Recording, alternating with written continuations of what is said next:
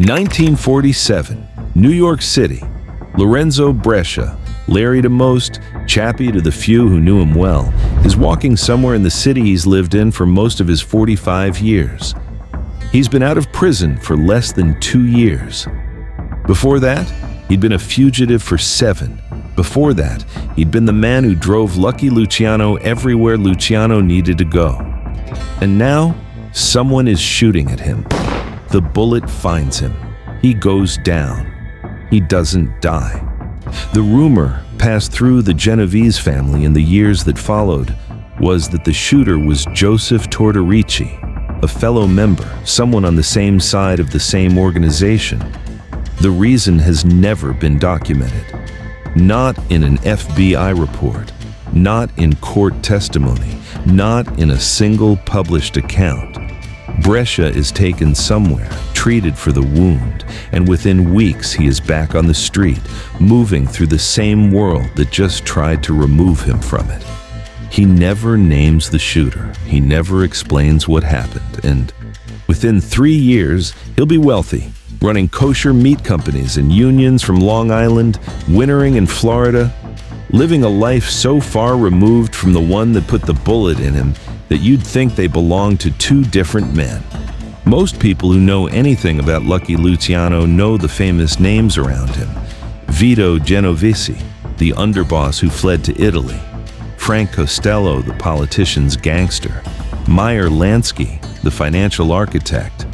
David Batillo, the prostitution. These are the men the books are about. But there's a category of figure in organized crime that almost never makes the books. The man who was physically closest to the boss every single day, and who, by design, left no record of his presence. Lorenzo Brescia was that man. He drove Luciano's car. He stood outside Luciano's doors. He carried whatever Luciano needed. And when that world collapsed, when Dewey's prosecutors tore the organization apart in 1936, Brescia wasn't among the men who fell. He just disappeared. Quietly, completely. For 7 years. What follows is the story of a man who turned silence into a career, proximity into power, and invisibility into the rarest thing anyone in his world ever achieved. A natural death in old age, with money in the bank and nobody coming for him. Brescia was born on May 17, 1902, in Bari, a port city on the Adriatic coast of southern Italy, not Sicily, which made him unusual in an organization dominated by Sicilians and Neapolitans. He came to America young enough to grow up on the streets of New York, though old enough to carry the accent and the instincts of someone who understood what it meant to be an outsider in a country that hadn't asked for him.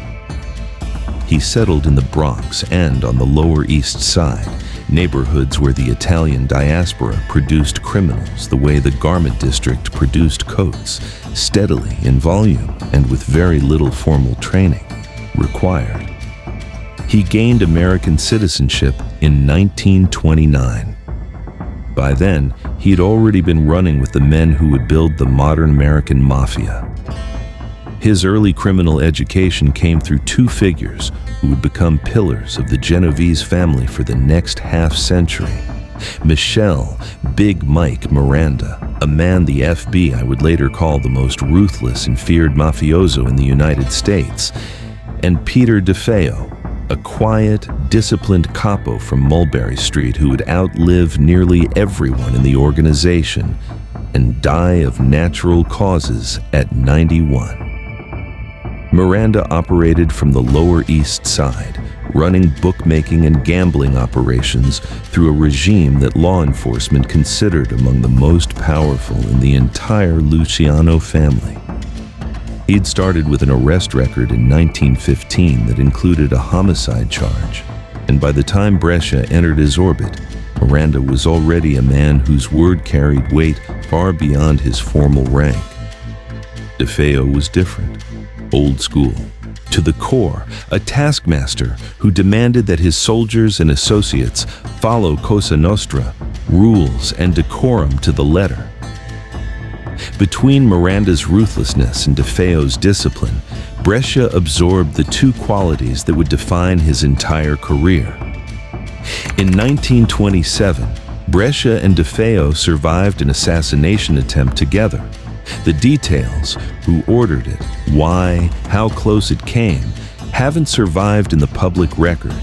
DeFeo himself survived a separate shooting the same year, and he also owned a paper company, managing the dual existence of legitimate businessman and underworld soldier that Brescia would later perfect on a grander scale. What survived from 1927 was the bond between the two men. It would last nearly 60 years. Then came 1931. The Castellamarese War ended. Salvatore Maranzano was murdered on September 10th. Charles Lucky Luciano, born Salvatore Lucania in Lercarta Fritti, Sicily, became the head of what would be called the Luciano crime family and the architect of the commission that governed the American mafia for generations. And Lorenzo Brescia, the solidly built kid from Bari with what one organized crime chronicler later described as hands like ham hocks, became Luciano's driver and bodyguard. What that job meant in practical terms is difficult to overstate and almost impossible to document. Luciano lived at the Waldorf Towers on Park Avenue, Suite 39C, registered under the name Charles Ross. His federal tax records claimed he earned $22,000 a year, a figure that Dewey's prosecutors would later use to devastating effect at trial because it was obviously a fraction of his actual income. Luciano rode through the city in chauffeured cars, plural, because a man at his level didn't keep the same vehicle on a predictable schedule. He held meetings in restaurants, in hotel suites, in the back rooms of clubs that catered to men whose names appeared in no reservation books. The driver was present for all of it, not inside the room, but outside the door. Not at the table, but in the car with the engine running. Close enough to hear fragments, close enough to see who came and went, close enough to understand the architecture of power at its most operational level, even if he was never meant to participate in it. Brescia's job was to be there and to be silent. Both requirements were absolute. His criminal record from this period tells its own story by what it doesn't contain. No convictions, no significant arrests tied to any of Luciano's major operations. For a man with homicide already on his sheet, that kind of clean stretch during the most active years of Luciano's reign suggests discipline of an unusual order. Consider what Brescia would have been adjacent to during these years. Luciano was overseeing the most powerful criminal organization in America: gambling, labor racketeering, the waterfront, loan sharking, narcotics. At arm's length, and through David Batillo, a prostitution operation that Dewey's office would later claim grossed $12 million a year from over 3,000 women working more than 200 brothels. Batillo, Little Davy, was the man Luciano placed in active charge of that operation. At Luciano's trial, a witness testified that Luciano told him to report to Little Davy for work. A brothel operator testified that Batillo introduced Luciano as "my boss." Batillo was Luciano's instrument of control in the vice trade, and he was convicted alongside Luciano on 62 counts of compulsory prostitution in June of 1936, receiving a sentence of 25 to 40 years. Brescia wasn't indicted, not in the prostitution case, not in anything connected to Dewey's investigation. The men who went down, Batillo, Thomas Tommy Bull, Pinocchio the treasurer, James Jimmy Fredericks, Frederico the manager, Abraham Little Aby, Warman the collector.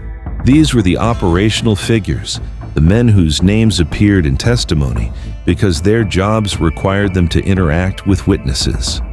The court record from People versus Luciano laid out the hierarchy with blunt clarity. Luciano was the directing head. Batillo was in active charge, Federico was a sort of manager. Warman was the leader of the collectors and strong-arm men.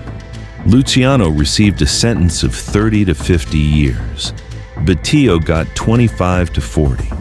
They were shipped to Clinton Correctional Facility in Dannemora, the remote upstate prison in the underworld called Little Siberia, where Batillo cooked special dishes for Luciano in a kitchen set aside by authorities, a strange domestic detail that reveals the intensity of the relationship between boss and lieutenant.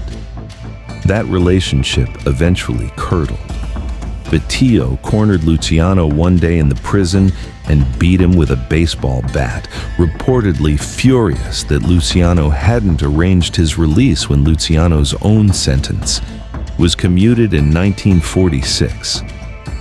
Brescia, by contrast, had no grudge to carry, no sentence to resent, no decades of imprisonment to embitter him, because Brescia's job required the opposite of what theirs did. Drivers don't testify because nobody testifies about drivers. They're furniture. They're the car itself. And when the Dewey prosecution swept through Luciano's world like a fire through a wooden building, Brescia was the man standing in the parking lot, untouched, watching it burn. There's a term for what Brescia demonstrated in the years that followed: the ability to read the structural weather of his own organization and act before the storm arrived. With Luciano in Dannemora and Genovese fleeing to Italy in 1937 to avoid a murder indictment, the family entered a period of transition. Costello took control. The old guard scattered or adapted. Brescia adapted. He moved into a taxicab extortion racket run by Joseph Biondo, a Gambino family member who would later help orchestrate the assassination of Albert Anastasia and serve as Carlo Gambino's underboss for 8 years. Biondo's taxi operation extracted payments from cab companies across the city, a racket that existed in the gray space between labor racketeering and outright shakedown. Brescia was indicted as part of this operation in early 1938, and then he vanished. Went on the lam, as the phrase went. For 7 years, 1938 to 1945, Lorenzo Brescia was a fugitive. 7 years is an extraordinary length of time to remain hidden from law enforcement, particularly for a man whose associates included some of the most surveilled criminals in America. Where he went, how he lived, who sheltered him, none of this is documented. The 1938 indictment against Biondo and his associates was eventually dismissed in 1942 because none of the defendants had been brought to trial, but Brescia didn't surface until 1945, when he was finally caught, convicted, and sentenced to 1 year in prison. 1 year. For a man who'd spent the better part of a decade adjacent to the largest criminal organization in the country, who'd been indicted for extortion, who'd been a fugitive for 7 years, 1 year. It tells you something about what the government could actually prove versus what they suspected. And it tells you something about Brescia's discipline. Even when they caught him, they couldn't make much stick because the man had spent his entire career making sure there was nothing to find. He served his year. He came out. And then someone shot him. If you've been following this story, a subscribe would mean a lot. Because what happened next is where it gets strange. The 1947 shooting remains one of the unexplained episodes in Genovese family history. The rumored shooter, Joseph Tortorici, was a fellow member, not an outsider, not a rival family, soldier, but someone inside the same organization. The motive is a blank space in the record. It could have been a dispute over territory as the family reorganized under Costello's leadership. It could have been connected to the broader power struggles that followed Luciano's deportation to Italy in 1946. It could have been personal. No one who knows has ever said, and Brescia, characteristically, never explained. He survived the wound. He recovered. And then he did something that, in the context of his world, was almost absurd. He got rich in the kosher meat business. By the 1950s, Lorenzo Brescia, the Bari-born street criminal, the fugitive, the man with a homicide notation on his criminal record, had built a fortune controlling companies and unions in New York's kosher meat industry. He lived on Long Island. He spent winters in Florida. The kosher meat trade in New York was enormous, deeply unionized, and ripe for exactly the kind of infiltration that the Genovese family had perfected across dozens of industries. Brescia's specific role, which companies, which unions, what the revenue structure looked like, isn't detailed in available sources. What's documented is the outcome: wealth, comfort, and a life that bore no visible resemblance to the one he'd been living 20 years earlier. The man who'd driven Lucky Luciano through the streets of Manhattan was now commuting from Long Island to meatpacking plants, negotiating with union officials, and building a legitimate-seeming empire on a foundation that nobody asked too many questions about. Throughout these decades, Brescia remained active in the family. He served as one of Peter DeFeo's top button men, alongside Alexander Black Alex Morelli, operating from the Alto Night Social Club on the corner of Kenmare and Mulberry in Little Italy.